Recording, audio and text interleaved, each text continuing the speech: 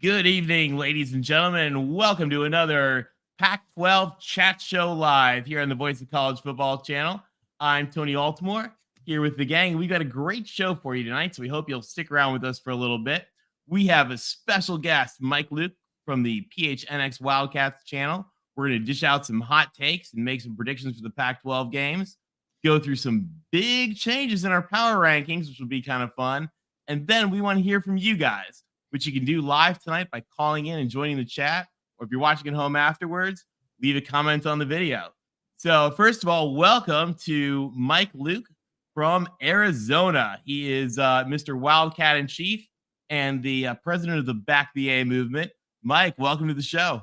Tony, always a pleasure, my guy. It's been fun getting to know you over the last couple months or so during realignment, and we continue the relationship right here. As always. Now, Mike, tell everybody about PHNX and all the great stuff you guys do. So basically, it's an all Arizona sports entity where we cover Arizona, ASU, the Suns, Suns, basically every pro team here. It's rapidly expanding. It's part of the All City Network, which keeps growing. There's now a PHLY. There's now a DNVR. There's a CHGO.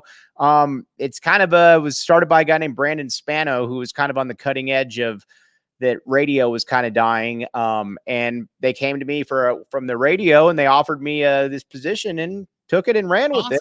That's why I get to talk with people like Tony Altimore. Hey, well, it's always fun getting to hang with Mike and the guys over there. So we're glad to have you, Mike. Thanks for joining us. And guys, let's dig in on the Pac-12 this week. So news of the week. Once again, no known future for the Pac-2. Gang, what do we think is going to happen with Oregon State and Washington State? Oregon State seems to think they're joining the Big 12, but I think that came from some random Twitter person that made it up. But I don't really know. You know more of that than I do, I'm sure. I'm sure Mike and you both have more knowledge into that world. I'd be very surprised if Oregon State ended up in the Big 12. I just don't know that they bring enough gravitas at this point. And again, I know I'm not making it out like it's the SEC or the Big 10, but I just don't know what Oregon State and Washington State bring at this point. I'd be pretty surprised if they weren't in some conglomeration of the Mountain West. I'll tell you, I wish the Big 12 would take them, but the people that I do trust the most in the Big 12 tell me that there are not votes right now for further Western expansion, particularly from the schools in the East who are thrilled to have the new teams, but a little apprehensive about even more westward movement, particularly without large amounts of funding to cover it. So I'm hoping for the best because Beavs and Cougs are rocking it out, and you guys are going to see some pretty cool movements from them in the power rankings. Well, gang, let's dig in. We got some games this week. Not a ton of them, but a few. And starting off with UCLA and Washington State. So the Bruins are coming down to the Rose Bowl, and first time I ever saw Washington State was when they played in the Rose Bowl. Are they going to have a similar fate this time, or are they going to pull off a big win? What do you guys think? So the line surprised me a lot on this, right? Like I was like, if I was fully expecting UCLA to be like a 3 or 6 point dog, right? And they're favored by 3.5. So when something like that happens, and I kind of felt that way about a different game we're going to talk about for where like you start to question like, well, okay, like what is everyone missing? Because like the obvious perception would have been like, Washington State should be favored by a touchdown. So I was like trying to figure it out because like obviously if you do the dumb transitive property stuff, right? Like, Washington State beat Oregon State. Does that always work? Yeah, Washington State beat Oregon State, who beat Utah, who beat UCLA. So obviously, like, what is UCLA even trying to do in this game? So yeah, like when I was trying to figure it out, and I do think, like I've mentioned on the show before, that Washington State I think is the most underappreciated team in this conference. But it's can they win? Both of their big wins so far have come at home. It's a little bit different now. The lights are on them a little bit. There's like number 13, Victor, their wide receiver, is out. I think they have other playmakers, but I really like that kid. He's not going to play. So I think the obvious like key to the game or whatever is whether our front seven can get to Cam Ward. It's by far our secondary's best test. Our defense has done very, very well so far this year, but we haven't faced anyone that can sling it around. We faced Coastal early, but with their new coach, their offense isn't the same as it was what it has been like the last few years. So it's by far our biggest test for our secondary. And I think it's a question of, whether our front seven can get to Cam Ward and keep them around. Because I do think that we can, despite how awful our offensive line looked against Utah, I have to think that it gets fixed. Some of that was communication stuff rather than just and Utah being good. So I have a little bit of hope offensively, and I'm going to go ahead and say we pull it out and do just enough on defense to win this game in a close one. Chris, I'm confused. That word you're saying, you keep saying it. I don't know what it means. Is defense? Is that like a Latin word or something? Yeah, there's only about. I don't know what that means. In the same way that there's probably only like 3 people in the world that speak Latin, there's probably only about 3 or 4 schools in the Pac-12 that know defense. I like it. This wouldn't be at the Rose Bowl and not in Martin Stadium. This tips it for me. I didn't put a lot of thought, to be honest with you, into this game, but I'm with you on Victor being a stud outside, and if he's not playing, then that almost makes it even more likely that UCLA's defense, this hurts me to say, is playing really well statistically, but none of these teams really. I mean, if we look at the Pac-12, no one's really beaten, in my opinion, of the big teams, a really good team, including UCLA as far as offensively. So this week, though, it'll be a good test for UCLA's defense. Chris, we're going to know a lot more about that defense. I like the pass rush. I think they will cause trouble. Cam Ward, let's see if he can continue that little meteoric rise he's been doing the last couple of weeks. But I think at home, the Bruins get it done. Yeah, I'm going to kind of parrot what you guys said. The line was what really got me right there. That line is begging you to take Washington State because UCLA is going to win. Because again, I thought the Washington State would be favored as well. Like you said, though, with the wide receiver being out, that's an issue. I'm going to go, like I said, I don't have a strong opinion about this game, but I'm going to go UCLA just based off that line because I did not expect that line to look like that. All right, Cougs, listen up. I'm going to do you guys a huge favor right now. I think UCLA's got this. I think that they had a terrible offensive game against Utah in front of the must at elevation, just stunk it up, and they still could have and probably should have won that game. So I think UCLA pulls it off in the Rose Bowl. But as viewers of the show know, when I put my faith in UCLA, they invariably fail. So congratulations, Cougs. I'm picking the Bruins, and you may have a win. And then, Tony, got to make sure, full disclosure, we're doing amateur rules, by the way. We are not picking against the spread. So don't look at that line. No. This is straight up. No, we do straight up because we don't care. We don't care about the spread. If you want to follow gambling, you should follow gambling. We're trying to figure out winners, which we sometimes do and sometimes don't. It always helps. Also, it really does help our record on the show. you need to go straight up with the tomato can game. So, all right, looking on Colorado and Arizona State. So 2 teams that Tim and I have seen very closely the last 2 weeks. Gang, is Coach Prime going to get them back on the winning track? Do you want me to jump first again? Go for it. All right, yeah. So this was the other game where the line kind of surprised me. I know we're not a gambling show, right? But I think we generally on this show, maybe Mike has different opinions. Think of Arizona State as like the 11th best team in the conference, right? And the line on this is actually only Arizona State +4. And you compare that to like all the hype of Colorado, and I don't like. It's just very interesting to me because I think if this game is happening before the Oregon and SC games, I don't know if the line is the same, but I don't know if it's for the same reasons because I think it does really change things. We've talked about it before with Dillingham calling plays.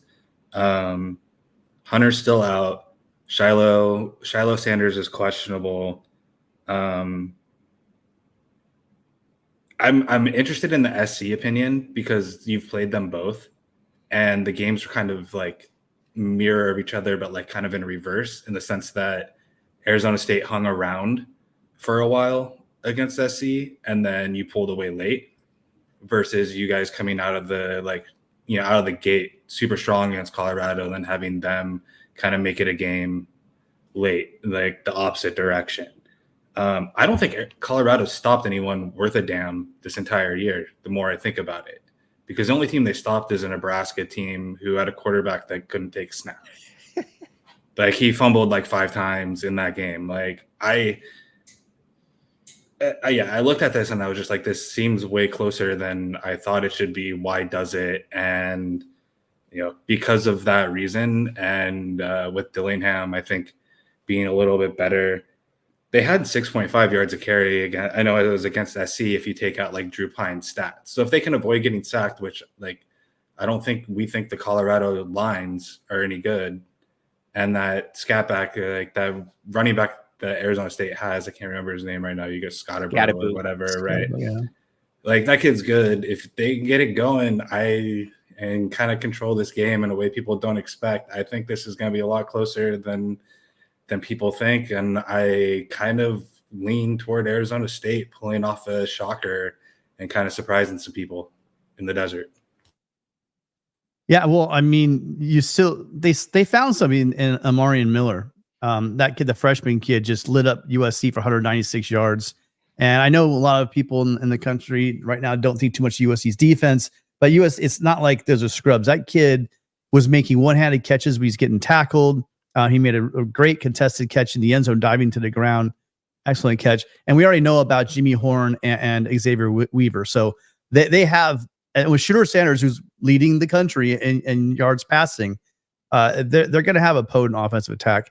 I think this thing's closer than we would think it would be with ASU, because one, ASU's got some, even though their record doesn't show it, they got some juice behind the program right now. And the crowd, I know they're probably not going to be the same as the USC crowd, but you don't know, with this Colorado crowd coming in, might be the same kind of vibe. A future is Big 12 game. They could be pumping this thing up. And Shedeur Sanders, has played well at home.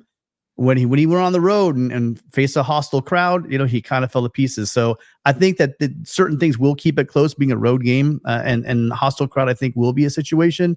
But I still have, I just don't think enough of ASU. I still have Colorado win this game. ASU is interesting because they do actually have 3 pretty dynamic skill position players in Cameron Scadaboo, Elijah Badger, and Jalen Conyers. 2 of those dudes are going to be NFL players, but you've also got 2 quarterbacks that are noodle armed in Trenton Bourguet and Drew Pine.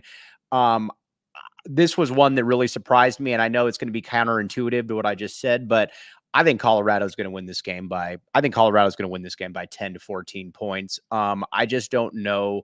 I just don't think that the talent level is there at ASU, mainly at the quarterback position. Granted, Colorado's defense is not good. I totally understand that, but this feels to me like a game that Colorado's going to get right. I look for Sanders to have a big game through the air. Feels to me like about a 10 to 14 point victory.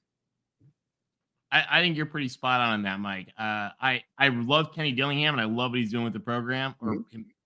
He's a fantastic play caller. You could see a marked difference in that team when he took over the play calling against USC of what they had beforehand.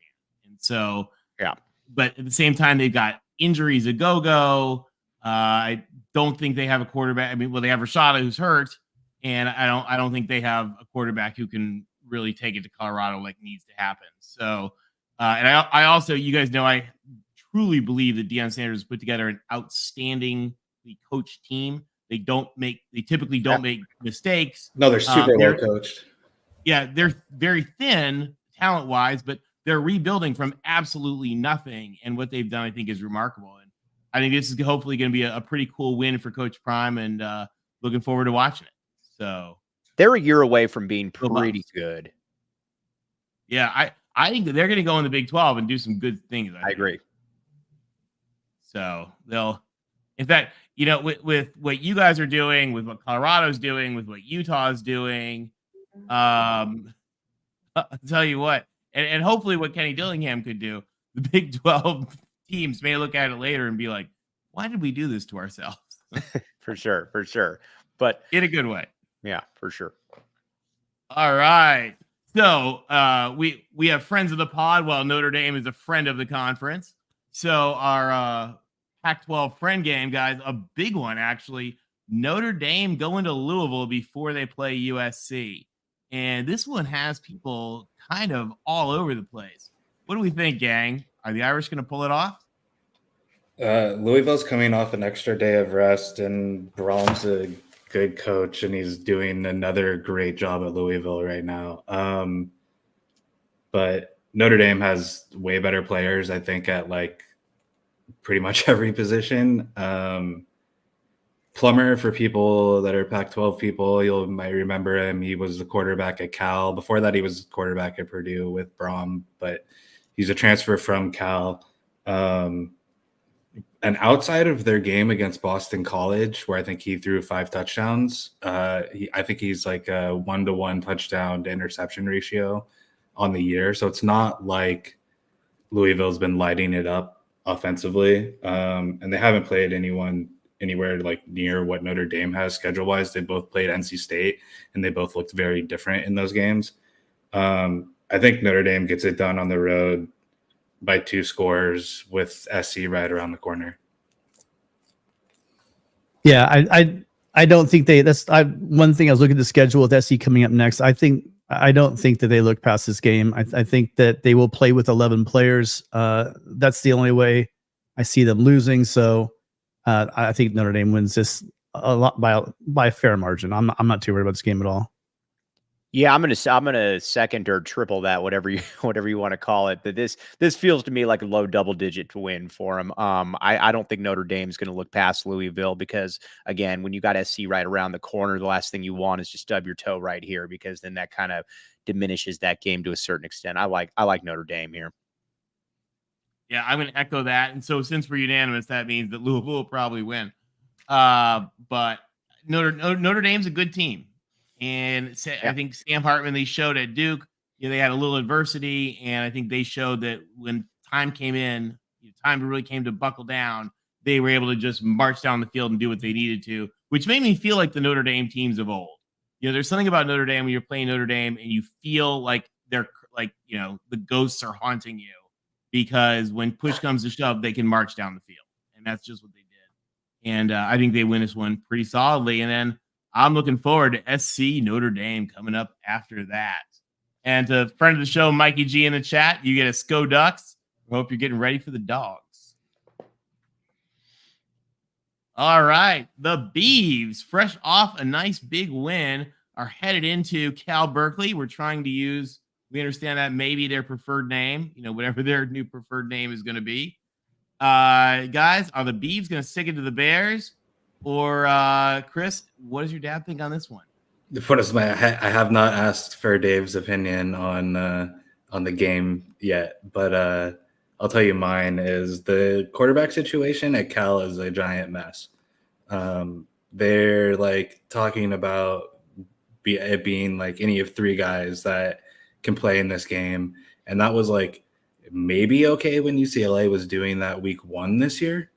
But like when you're doing that week 6 of your season, it's not a very good sign.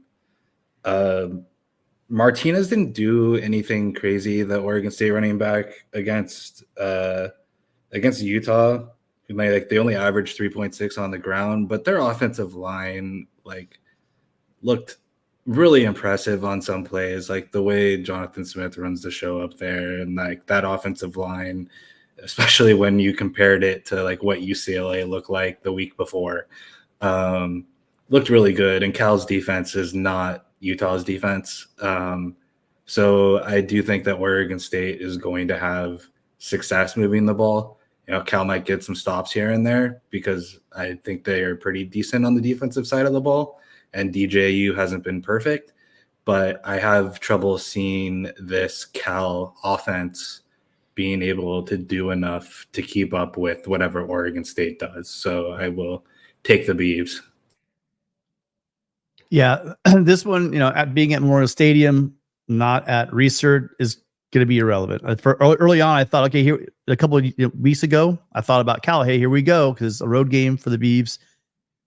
But when you look at the game itself, even though I've been disappointed with the Beaver defense, it's a good thing, because what's the saying? If you have two quarterbacks, you have no quarterback. And so I guess, Chris, if you have three quarterbacks, it means pick the other team. So I'm going to pick the other team. Yeah, I'm going Oregon State as well. I think Jonathan Smith's probably one of the 3 or 4 best young coaches in the conference. I mean, I'm dating myself, but I remember back when he took over against Arizona back in like 99 and then led them to, or at 98. And then obviously they had a top 5 season. DJ Uiagalelei, like you guys said, he hasn't been perfect, but he's certainly been more than good enough. And I think when you look at maybe some of Clemson's quarterback problems they're having now, maybe it wasn't on DJ at that point. I think Oregon State's just at a different talent level. I like Justin Wilcox a lot, but when you're at a place that doesn't prioritize sports and just kind of puts up with it, you're always going to be dealing with a little bit of a handicap.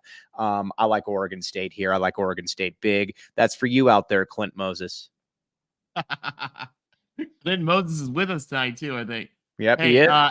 And by the way, guys, I owe an apology to our co-host LBC, who is with family tonight, because he sent me his picks the other day and I forgot to mention them.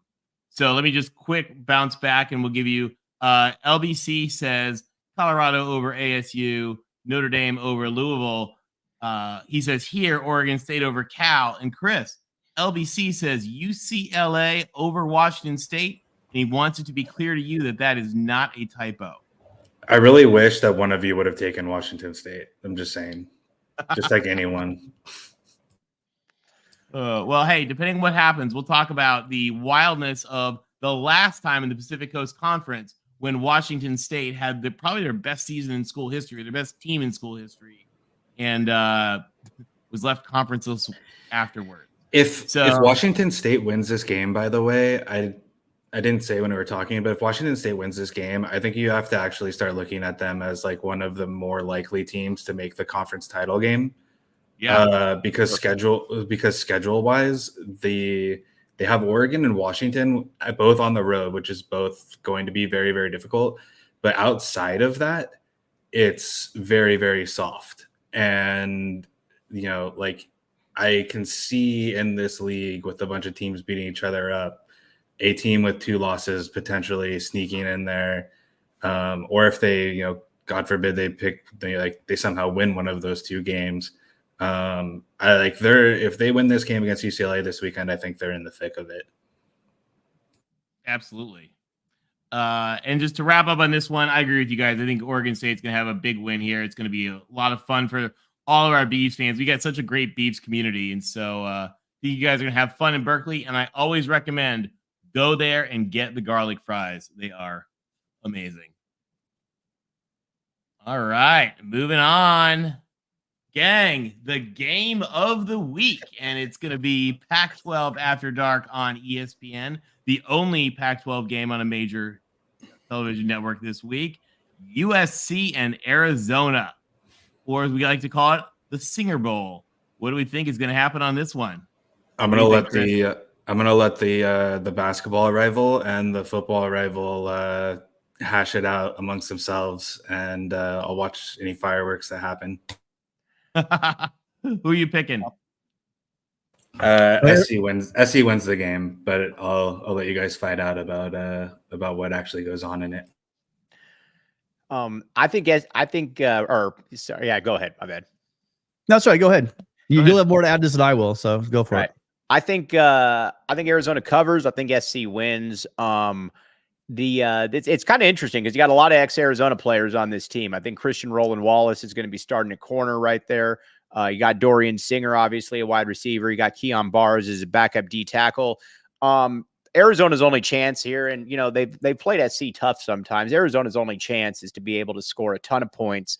Noah Fafita, the first 5'7" quarterback in Power 5 history, will be starting this week, I would assume. And Arizona does have a couple things going for it there. And again, I'm picking SC, but Teteroa McMillan is one of the, if he's probably not credited with it, but he's probably one of the top 5 or 6 wide receivers in the country. That 5-star kid, Arizona generally doesn't get him. him against Domani Jackson could be interesting because they definitely have history from high school where, T-Mac kind of outplayed him. But T-Mac and Jacob Cowing, that's a really, really good receiving combination right there. A lot of it, I think, is going to go with Fafita. I think Fafita gives Arizona a better chance of winning than Jaden DeLaura. But at the same time, I just don't know how Arizona is going to stop SC. When you watch when you watch this SC offense, it's mind-boggling how good and how talented it can be. And I just don't know that Arizona is equipped to be able to handle that. I think as Arizona covers, but I think SC wins comfortably, if that makes any sense. And Mike, you already have fans in the chat. Yeah, I'll take it, man. No, seriously, appreciate it. Don't slide us 5'7" Warriors. I'm 5'9", so I'm not that much taller. So yeah, I echo your sentiments. Tanoa McMillan was a guy that USC won really bad out of Servite, big, tall receiver. And I know everyone knows about Cowing. He came on as well last year. Here's the thing. I heard you say that you think Fafita gives you a better chance. I think the only chance that Arizona had of beating USC, kind of like you saw last year, was for DeLaura to kind of play out of his mind. Because I think whereas Fafita might be the safer bet of the two, DeLaura giveth and he taketh away. I mean, I understand that. The guy can win games and lose games all by himself. But the only way that the Wildcats had a shot is if that dude played out of his mind. We've seen him play. I mean, when he's on, DeLaura can just light up the scoreboard. And with those receivers, it definitely can happen as well. But the defense got a lot of play this year. Recently, because you guys are ranked nationally. I mean, you're up there in the top 30 defense, mid 30s, I think. Right. And you guys did a great job against a powerful Washington attack, and kept them from scoring a passing touchdown. And Penix, to keep Penix out of the end zone with a goose egg for passing touchdowns is quite a feat. And what you guys did is you kind of kept everything in front of you. You know what I mean? They really did a good job. Not cloud, but cover 2, cover 3, not letting anything past them, giving them everything underneath.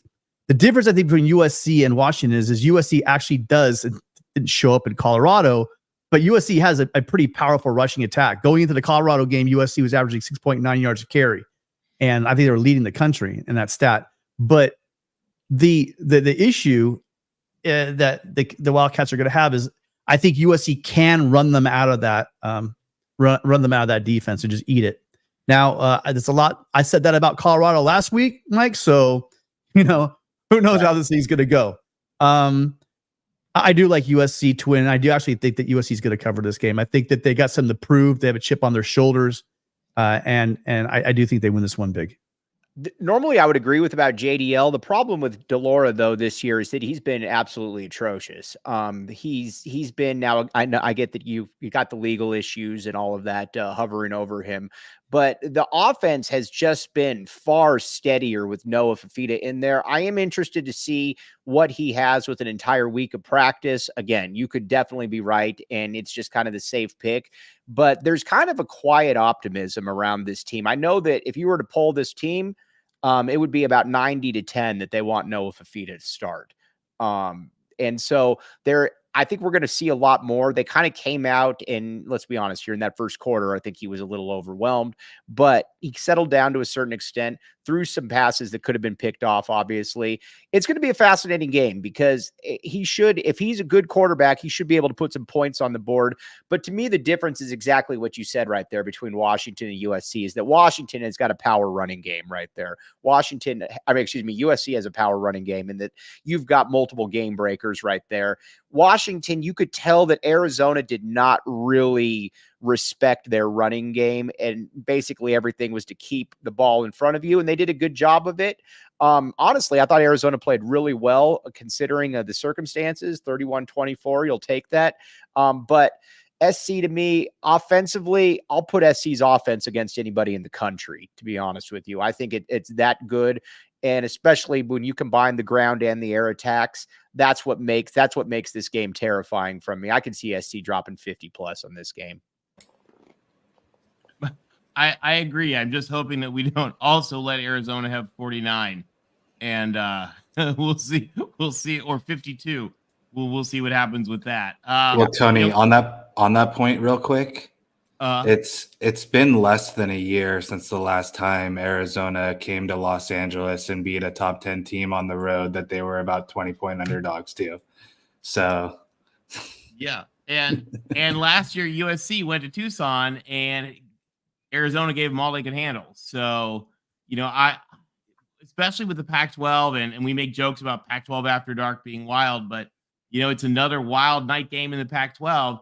I love what Jed Fish is doing with Arizona. I think he's doing a fantastic job rebuilding the program. And, they've had some struggles this year with quarterback, but, in general, they're continuing that trek up that we've seen for the last few years. Yeah. And I'm hoping that, they continue it because I have a lot of friends from Arizona. I love Arizona. Back the A. Connor Johnson, my guy. Hello, Connor. Oh, we got Connor in here too. Connor, what's up? Connor Johnson in the chat. We'll take that. But at the same time, if USC can get its defense together a little bit, I think that they'll win comfortably. But we're going to see a lot about USC's defense this week too, because we need to know, was that Colorado game, was that a bad game, or is that a harbinger of things to come? And I think that Arizona is going to help us see. Mike, if you could help me out here. So I've got to see a lot of Keon Bars and Christian Roland-Wallace.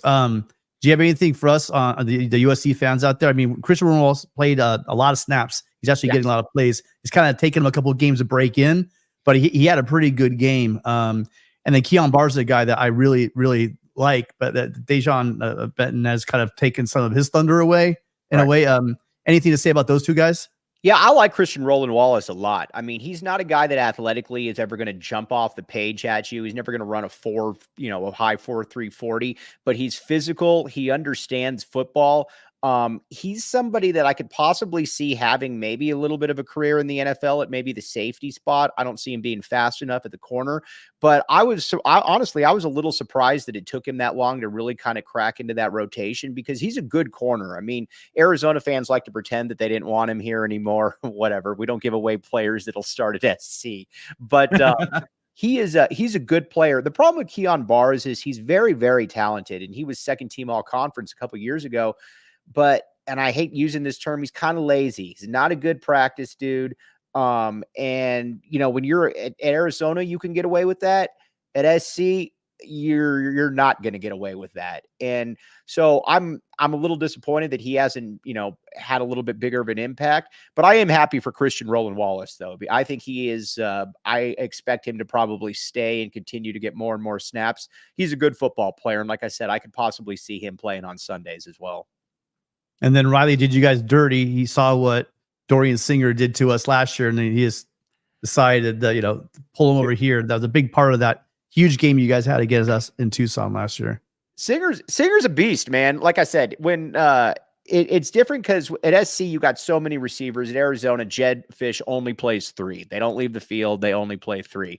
But Singer is a really, really good football player. I know he hasn't had the stats this year that, maybe some people I'm sure that he thought he would have.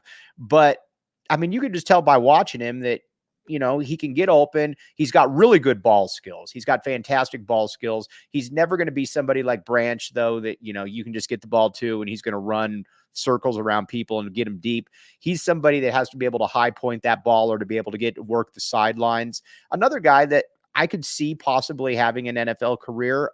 It'll be interesting to see. He's going to have to come back, obviously, next year because his numbers just aren't going to be there this year. But a good football player. Like I said, he was a loss for Arizona for sure, no matter what any Arizona fans want to say about it. Well, as I look at this, I'm taking USC, and Rick says he's taking USC, but I think it's going to be a good game. So I'm looking forward to it. I think it's going to be something. I think Arizona is actually going to score in the low 30s. The problem, though, is I think that SC is going to score in the low 50s. So I think Arizona backdoor covers. That's my prediction. Hey, I'd be fine with that. We'll after last week, we'll take the win. Hopefully, hopefully less sweating than we had last week. All right, gang, we're going to dig into some power rankings. But if you want to join the chat, tell us what you think. We've got our phone line, 888-99-RILEY. you can call and Tim will let us know when we get some folks, or you can come in on the StreamYard from any browser, from your phone, your laptop, whatever. And if you want to dial in, we'll bring you guys on after we do some power rankings here. So, gang, power rankings this week. We've got some changes. We had some shakeups. So let's dig in here. And Mike, tell us who you would put where as we go through, because we'd love your thoughts as well. I got you. All right. Number 12. It is unanimous. Stanford is the bottom of the pack again. Thoughts, gang? Stanford's atrocious. I mean, I get that Arizona barely beat them, with Fafita coming in there at the end. But I think if Fafita had played, they would have won that game easily. Stanford is, like I said, Stanford's atrocious. That's basically David Shaw not recruiting for 4 years, and that's essentially the output right there. Yeah, it's a bad situation up there.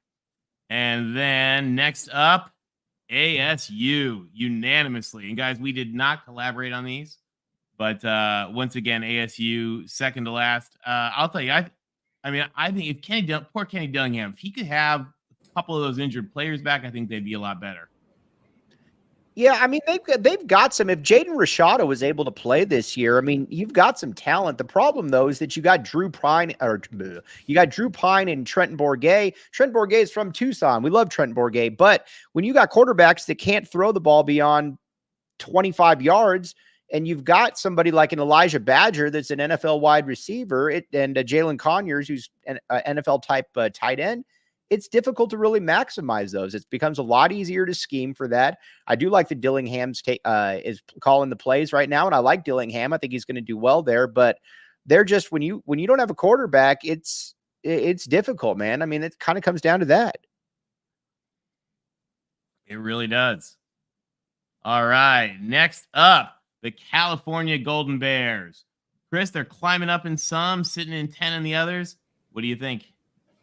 I don't know. I think it's like real debatable between them and the next team that we're going to show, which will be Mike's team. Yeah, like I don't know. I think you can flip a coin. I mean, I like Wilcox more than most people do. I think he's actually a pretty good coach in a not great situation, and they play their tails off all of the time. But they're a different class than I think the 7 or 8 above them. But I think them versus Arizona would be a real interesting game. I'll echo that. I like Wilcox. I think he's a pretty good coach. Cal is just, when you have an administration that doesn't care about athletics, that almost kind of puts up with athletics, it's always going to be kind of difficult. And that didn't used to be the case, obviously, but now it is. I think he's a solid coach. You get 6 or 7 wins consistently there. I think that's more than what they're asking for. I would probably put Cal there as well. Yeah, I like him there. I will say too, one of the things that's going to be really interesting, I think, the UCLA job and the Cal job are both open for their chancellors. And I'll tell you, I think if either one of those schools gets somebody in there who's really wants to succeed in sports, it's going to could be pretty cool. All right, the next one, Tim, this is your big one. The Utah Utes. Tim has them at 10. Yep, come Tim, at what me. are your thoughts on the Utes? Okay. I'm waiting. I'm doing this on purpose because you know what? This is the biggest. Talk about your Heckle and Jekyll. If you think USC's offense is let down by its defense, this defense is an amazing defense they have for the Utes. But I'm going to tell you, Ute fans out there right now, your offense is horrible. I mean, legitimately horrible. And this is not this. So this is a power ranking. This isn't where you're going to end up this season. This isn't how many games you're going to win, right? This is if you're on a field with that offense right now, without Cam Rising, without your players, come at me all you want. And you try to tell me how you're going to beat the teams above me that on this list. You tell me who you're going to beat with that offense you guys are rolling out there. Because I'll tell you what. UCLA at home. I think UCLA. No, it's a neutral field. You think they're going to beat? I'm saying this year, right now, Chris. In all seriousness, I put a lot of thought into this because I have the utmost respect. But then they just lose their best defensive lineman as well. I mean, someone can correct me if I'm wrong, but didn't they lose a lineman on top of it? This defense is getting really let down. If you think USC's offense is being let down by their defense, they're going to squander a Pac-12 a three-peat because their offense is in disarray. This could all change overnight if they get Cam Rising back healthy, Brent Keithy back healthy, right? And then we'll be I think talking he's done for the year, actually. So, I mean, I'm not ripping on the Utes. I'm trying to be as real as possible. And when I do this ranking, we set the rules at the beginning. We said on a neutral field, who's going to win this game? And I sat there and I changed this a couple of times going down the list with Utah. And I'm thinking to myself, Cal's a stretch, but beyond Cal, I don't have anyone above them that I don't think is going to beat them on a neutral field right now with that offense. That's where I'm at. I dig that. I understand where you're going from. I don't necessarily agree, but I totally understand those points. Like you said, the offense is atrocious. I mean, there's no weather. And it's not, I mean, sometimes we see bad offenses. This is beyond bad. This is gross. I mean, for lack of a better term. I mean, like I said, I don't necessarily agree, but I totally understand where you're going with it for sure. Yeah.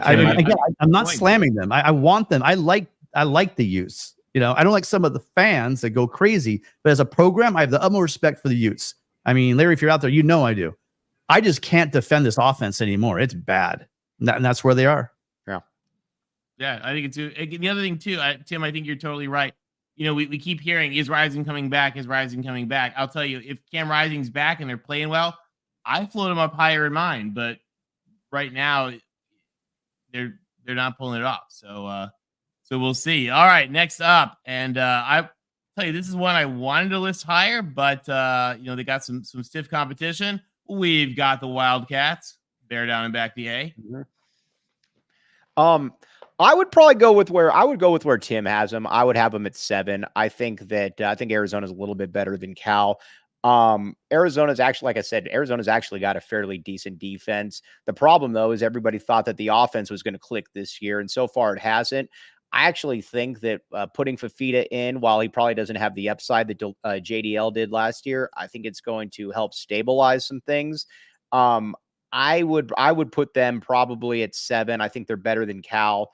But I mean, I get it too, because they haven't played. Listen, I mean, they haven't played well. It took Fafita coming in to beat Stanford in the last minute. But Washington, I thought they played very well, all things considered. That was great against Washington. Yeah, I mean, so I would put them a little bit above Cal. Tony, I like where you're at with that. Chris, I disagree with you, but you know what? I can't stick up for Arizona on that remark either. No, it's fair enough. Like, and I think that we talk about Cal and Arizona a lot differently if either one of them pulled off their like SEC out of conference game that they should have won but lost, right? Like Cal left like 16 points on the board, and Arizona definitely like could have pulled that off more impressively on the road. With the cowbells. I think if either of those results, I would like. And it's not even, I think that like both of these teams are better than they were last year, Cal and Arizona. It's like, it's not even a knock on them in my brain. It's more just that like, I feel like the conference is so stacked that I don't know where else to put them. It was always been murky here in the middle, Chris. Do you know what I mean? But it's with injuries and with the warts being revealed on some of these teams, it has changed a lot in my mind. I mean, I thought that we'd see Utah, even without Rising. I thought we were going to see Utah in the top 5 for sure, just, pretty much the whole season. But it's just not playing out that way. And it's the same thing I'm thinking for Arizona, because I'm looking at teams below them. Look at the offenses below Arizona right now. How many points are they putting up on Arizona's defense the way they played at the beginning of this year? And so going back to what we said on a neutral field, right? I go down the line, who's going to win the game? And I don't see those teams doing much offensively against Arizona. And I think even no matter who the quarterback is, they're going to put up some points. Utah might be a good game because Utah's probably has the best, if not one of the best defenses in this conference. But again, we've already talked about the other side enough. All right, next up, we've got another rare case of unanimity. We got the Bucks. I thought they looked good last week. I thought really good indicator of what's to come. What do we think, gang? Any chance they can squeeze up, or might they be at risk of going down? They got to get some guys healthy. You know what I mean? I think if they come back and they're healthy with Miller emerging, that gives them that puts them 4 deep at receiver if you could have Travis Hunter, or maybe you could afford that down that you've had this Miller kid. If he's not just a flash in the pan, maybe you can, instead of having Hunter do 100 to 130 snaps, maybe he can focus on being the best corner in the league and shutting down one side of the field, which makes their defense a hell of a lot better. So I think they could be really, really good when they get healthy. But even now, with missing Shiloh and Hunter, I still think that they're going to put up enough points to beat the teams below them. Yeah, I don't see. To your point, I don't see Omari and Miller going anywhere. He was a pretty highly thought of kid. I know you committed to Nebraska originally, and then Dion picked him up. The one thing that I think we found out about Dion is that Dion doesn't pick up high school kids late unless he thinks that they can really, really play. I mean, he's going to build his thing off, obviously, all through generally through the transfer portal. But like you said, though, if you get Hunter back, you go 4 deep right there. I mean, that's about as good a 4 deep as you can find. The problem, though, and I know they played SC tough, is that I've looked at Colorado throughout the year, and yeah, you beat TCU at the last second. TCU is okay. Nebraska's atrocious. Nebraska essentially handed that game. I just don't come away overly impressed by Colorado. I'm impressed by what Dion has been able to do as far as getting them to this point. But I mean, the fact that they were ranked going into the Oregon thing, I never understood whatsoever, other than the reason that Deion Sanders is your head coach and that name recognition. Yeah, and that's not a rip on him. That's the thing is, I think, yeah, to people like I'll tell you, it's a whole lot harder to go from 12 to 8 than it is to go from 8 to 4. And so, again, kudos Deion Sanders and Bucks fans. We had a great talk with Brian Howell from the Boulder Daily Camera last week on the channel. And again, all the hats off to Coach Prime and what they're doing. All right, next up, UCLA, the team that we don't know what to make of yet, but I think we're going to find out a little more this week. If you haven't noticed, my theme here is I'm really big on defense, and it could be smoke and mirrors. Again, Tim, I don't know what this word you keep saying is. Yeah, well, I haven't seen it yet. Whatever it is, they're still doing it over there in Westwood. I mean, they rank 9th in the country in defensive yards per play. They're up there in score per play, defense opponent score per play. So I don't know what to tell you. And I do think, again, every single game Dante Moore plays, he's going to get better. He's going to get better. And it looks like this defense is gelling. I thought it was an aberration. As of right now, this team stays healthy. They keep getting better. Teams are getting better every week. Some teams are getting better every week and healthier every week, and other teams are not. They're losing players, and that's why we're seeing so much movement on my list.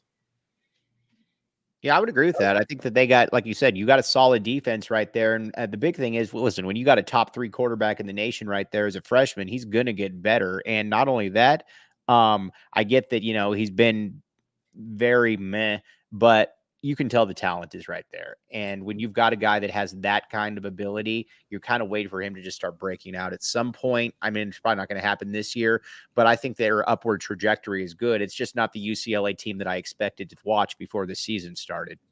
So I'm going to play devil's advocate and pump the brakes on my own squad's defense, right? So I think the issue, I think it's very obvious, or it should be, that the front seven is pretty good and as advertised, and it makes sense that UCLA, like the rumors and whatnot, we're excited about what the front seven could be. But like, as I mentioned in the Washington State preview, like, we haven't faced a quarterback, I think, that can threaten us. And our corners are probably, and always have been, the biggest question mark on this defense. So the idea of Cam Ward coming into the Rose Bowl this week is, probably the biggest test our secondary's had all year. I think it definitely is. and it'll be interesting to see what the secondary does. Because I think it's more like, again, I think our front seven has to get there, because I don't think our secondary is necessarily as good as it has looked or been able to hide in the first few games of the year. All right. Next up, Oregon State off that big win, settled in at number 5. Tim's got up at number 6. Gang, I mean, we keep talking about him. I love what Jonathan Smith is doing. Beavs are looking good. The offensive line, it looks great. One play, actually multiple plays, and then it doesn't. But with that running game, with Jonathan Smith and with DJ Uyunglele getting better, and settling in, has looked spotty again. If that offense ever comes together, then they're going to move up. But the defense is, I think I got fooled by our Beavs in the chat and looking at the stat, looking at their defense, and I'm okay. I changed my mind. I thought with Spates and the other guys leaving, I'm like, nah, they got to take a step back. But then they got me on board with a couple phantom wins, and then the defense kind of came back again to what I thought it was going to be. So right now, this is where I got them at 6. They're a good team. These teams, any of the teams, basically, 8 and up, I think can shock anyone in this conference. If you're below 8, you've got some serious flaws at this moment, this week. But like we talked about Utah, they can get healthy. But the top 8 here, they could shock anybody on this list. With Oregon State, Oregon State fans, first of all, I didn't know that there were so many Oregon State fans. So again, I tip my cap to the Oregon State fan base. I had to deal with a lot of their trolling, but guess what? I was right. You guys were wrong. I tried warning you wouldn't go to the Big 12. But it's trolling with love. It was trolling with love, but Connor Johnson, I tried telling you and you would not listen to me, and this is what happens. But on a serious note, Oregon State's a good football team. It's a good program. And Jonathan Smith, as long as he's there, they are going to be they're going to be a problem. I think the problem though is that if you end up in the Mountain West, what is exactly is your upside at that point? But this dude's a winner. If I was any team, that was a top 15, top 20 program, he was somebody that I would look very, very closely at. And again, he just gets it. He's your typical, ex-walk-on quarterback, gets it, played much above his head in college. And, I watched them, and like I said, it's a good team. I'd probably have them at about 5 as well. And I think they're clearly a top 25 team. Yeah, I agree. Go Beavs. And thank you to Slap Happy for the super sticker. We really appreciate it, guys. Anybody that can help the Voice of College Football community with super stickers, with PayPals, or with super chats, it really makes a huge difference to Mark and everybody else. And this is the point where, hey, we got a bunch of you guys out there. I know everybody says this. You guys could do us a huge favor, and just whatever device you're on, just click that like button just for a minute. Give it a like and subscribe. It makes a huge, huge, huge difference to the channel. So do it for Tony Altimore. Come on.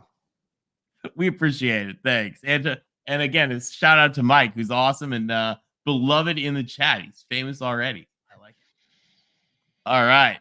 Number 4.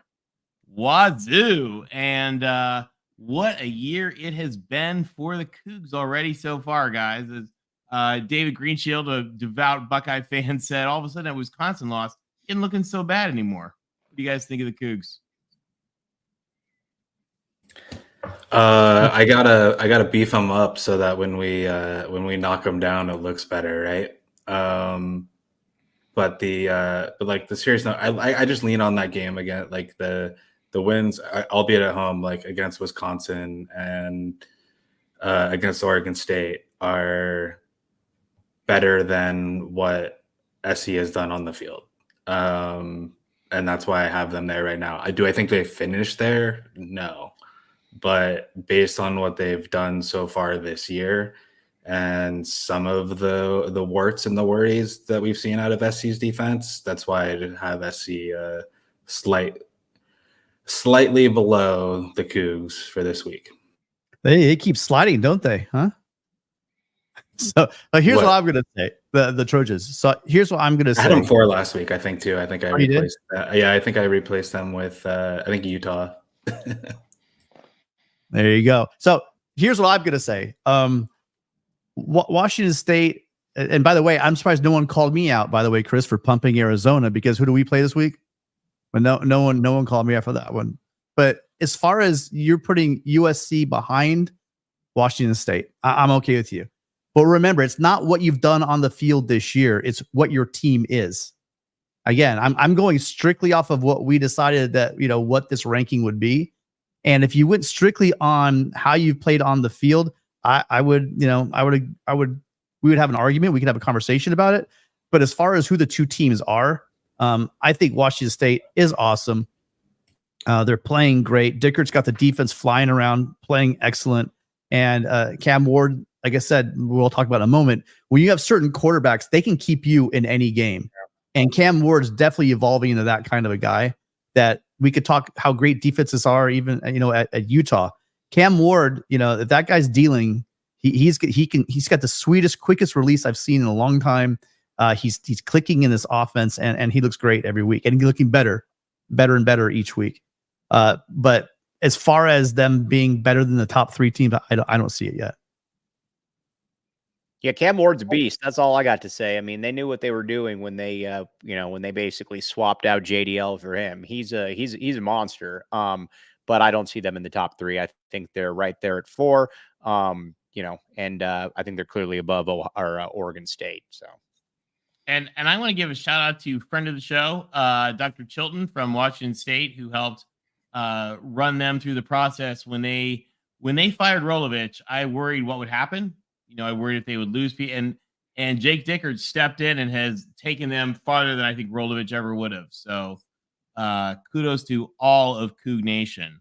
Although certainly they maybe could have done a little better job leading the media rights process, but that was not the friend of the show. All right. Next up, USC, ranging from 2 to 4. Guys, I'll start off on this one just to say that I'll tell you, I think we should be number 1, but I took us down because our defense is not playing like we should be number 1. So if the defense can churn it out and win today and look good in South Bend, I'll put them back to number 1. But I had to bounce the beloved alma mater down just a bit after that Boulder show. Well, see, you can look at it 2 ways, Tony. You absolutely can look at it 2 ways. You can look at the fact that we have no defense, but if you watched our defense for the first 3 quarters, we were shutting them down. Now the game is 4 quarters long, and there's been a lot of debate. If you're in the USC circles, they're saying, it's actually Riley that's really is an issue. The fact that he's scoring, because it's true. There were only 2 plays that were longer, that were over 2 minutes and change long in that entire game for USC. They were scoring that quickly. They're just scoring and scoring and scoring. And USC on defense in Colorado had 90 defensive snaps. And the secondary, they were playing for whatever reason, another weird head scratcher. They were not rotating. These guys were getting 84 snaps at altitude. And it looked like it.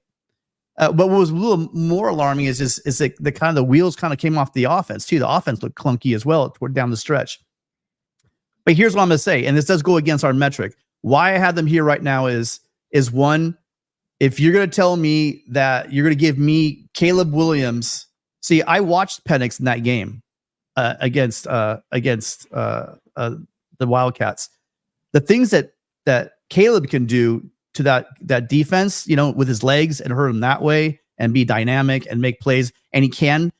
In the game on Saturday, we're going to see, can Caleb show the patience to check the ball down underneath when they're going to take away the blueprint. They're going to do the same thing to SC that they did to Washington.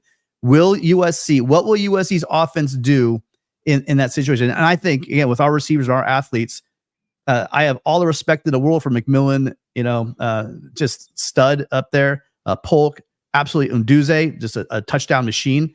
But I think all of our athletes, they're passing one-dimensionally. USC on both sides of the ball offensively, I'm sure the Ducks will get all angry. I'm sure the Dogs will get angry. There is no better offense in this league than USC. Period. the end of it. You really want to argue it? Go ahead. Look stupid. But there is not a better offense. And quite frankly, it's not really even that close.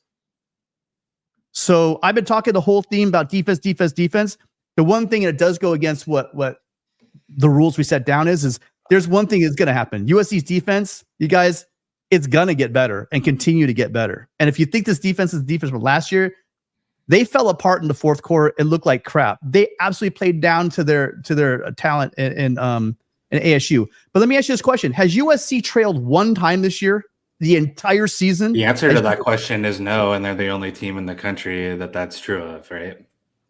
I'm not sure if it's just USC, but I mean, that's a pretty good stat through 5 games. And in both the games ASU and Colorado we're talking about, the other team never had a ball in their hands to have a chance to even tie the game. I mean, that's not the case about Oregon going to Texas Tech. Texas Tech could have been driving with just a halfway decent 30-yard drive and kick a field goal. And maybe we're talking about the fact that Oregon has a loss. I think you could also argue that Texas Tech would be the best team that SC has played if they had played them so far this year. Texas Tech? I don't know. Who have you played? No, I'm saying we haven't played very good teams, but I'd probably say Colorado's better than Texas Tech. Fair enough. I'd agree with that. But we haven't played much of anybody either. I get that. But we're going to sit here and talk about that Texas Tech should be driving for the winning touchdown against these top teams? I would say no. So why I have them here? Now, it's funny because watch you see my number one. But my point is these top 3, we don't know who we're just throwing like, darts right now for these top 3. None of these teams have separated themselves. But the cool thing is they all play each other. But so under those things, I'm giving the nod to one team because I think they played the best on both sides that I've seen all year. They've been more consistent. But if you're telling me to pick one team that can beat everybody on this whole list and bet with your own money, I'm thinking a lot of people are taking USC still, even what we've seen on defense. But I have them at 2 this week because it's 2 games in a row where their defense has looked shaky. And if they can't fix that stuff, then it's going to be shootouts against the best teams. All right. Yeah, it's getting pretty ducky in the chat, huh? Yeah. Settle down, guys. Settle down. Maybe we should have done wait till you see where I picked the Ducks at 3. Oh, oops. All right. Number 1 and number 2. Guys, on that note, guys, I got to run, but I really appreciate you guys letting me on here. This was fantastic. Real quick, Mike, who's your number 1 before you run? What's that? Who's your number 1? I'm going Oregon. All right, I love it. Hey, special thanks to Mike Luke. Everybody give Mike a round of applause. Yeah, awesome job, man. Mike, thank you for coming on. For what it's worth, I agree. I would have SC at 2 just because of that offense. I might look stupid, but take it for what it's worth. All right. Appreciate you guys. Talk to you soon. Thanks. Back the A. Back the A, baby. Yeah. All right. Moving on. Number 1 and number 2. Briss is going with the Ducks. Rick, Tim, and I are going with the Dogs. Gang, what do we think? I mean, we're going to find out in a week, which is what's pretty cool. What do we think? Again, I'll defend Oregon apparently since I'm the only one that put them there. I just think they've looked the most complete recently. I had Washington at number 1, I think the earliest of anyone here, and then had kept them there until last week, and then the game against Arizona, just didn't look amazing. And I think that Oregon, albeit against some not great opponents lately, has looked most complete and looked very good doing it. It doesn't mean that they go undefeated in this conference or anything, but I think that they look the best right now. So I think some people might be suffering from recency bias because, again, Washington, and the reason why, a lot of people are quoting Washington's number 72 defense in the country, but they're doing I'm guessing they're doing total defense. I don't know for a fact what they're using, but just like USC, you realize that they're scoring fast. And why I questioned, and the only reason I know the Ducks is for what I told you guys earlier, is because of these 3 teams, the top 2 teams have never been in danger of losing a game. They haven't. The Ducks were on the ropes. And all you Ducks out there, if you want to say, oh, well, this and that, and oh, Texas, really? You want to embarrass yourself by talking Texas Tech? Go ahead. Look out, Red Raiders. You guys, way to take care of the Red Raiders, man. I'm not playing that game. You guys legitimately were on the road. All these teams, Washington, USC, and Oregon now have looked shaky on the road. World beaters at home, shaky on the road. And hard to win on the road. What's that? It is hard to win on the road. So people are there's a recency bias. This thing is not, again, it is not a resume. This is not a resume. This is not how these teams are going to finish at the end of the year. This is today if they played, because the way USC's defense is playing right now, even though I think they're going to get better, Washington's going to carve them up. That's why I have them. I think that Washington will win the game. I think USC gets in a shootout with Oregon and they beat them. Because, guys, the Ducks are telling you how great their defense is. Let's see how good their defense is when they actually start playing an offense with a pulse.